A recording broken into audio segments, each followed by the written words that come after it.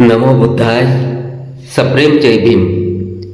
Arvikar take चॅनलमध्ये आपले पुन्हा एकदा स्वागत आहे. कल्पना करा, एक असे विद्यापीठ जिथे चीन, तिबेट, कोरिया, श्रीलंका आणि अनेक देशातून हजारो विद्यार्थी शिक्षणासाठी येत होते. असे एक विद्यापीठ ज्याच्या विशाल ग्रंथालयात लाखो हस्तलिखिते होती. हेच ते भारताचे गौरव नालंदा विद्यापीठ. आज आपण जाणून घेणार आहोत नालंदा विद्यापीठाचे एवढे महान विद्यापीठ का मानले जाते. नालंदा विद्यापीठाची स्थापना इसवी 5व्या शतकात गुप्त सम्राट कुमारगुप्त प्रथम यांच्या काळात झाले असे मानले जाते.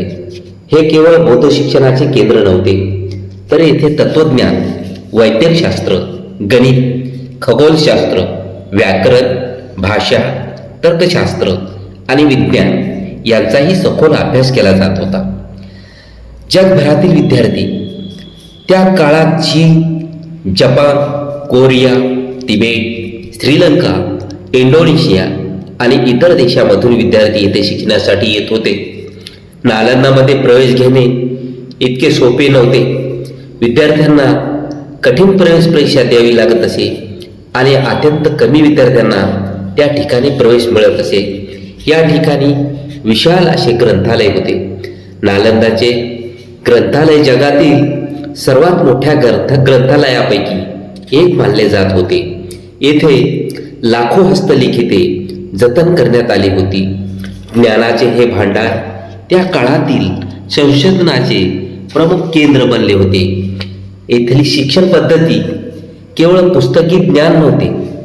विद्यार्थ्यांना चर्चा, वादविवाद, संशोधन आणि प्रत्यक्ष विचार करण्यास प्रोत्साहन दिले जात असे. यामुळे या ठिकाणी विद्यार्थ्यांची बौद्धिक क्षमता ही विकसित होत असे.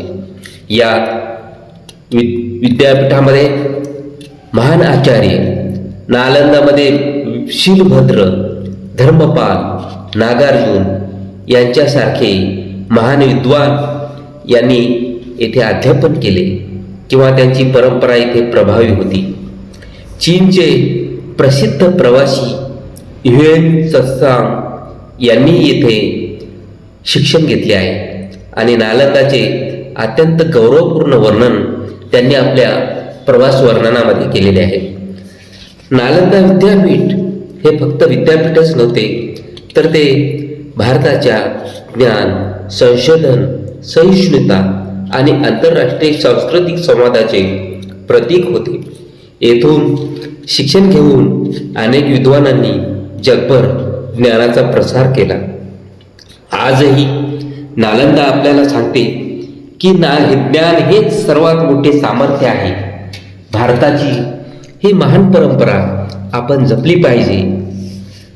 तर साधको, जर हा व्हिडिओ आवडला असेल तर याला लाईक करा, शेअर करा आणि आर्वीकर टेक चॅनलला सबस्क्राईब करा.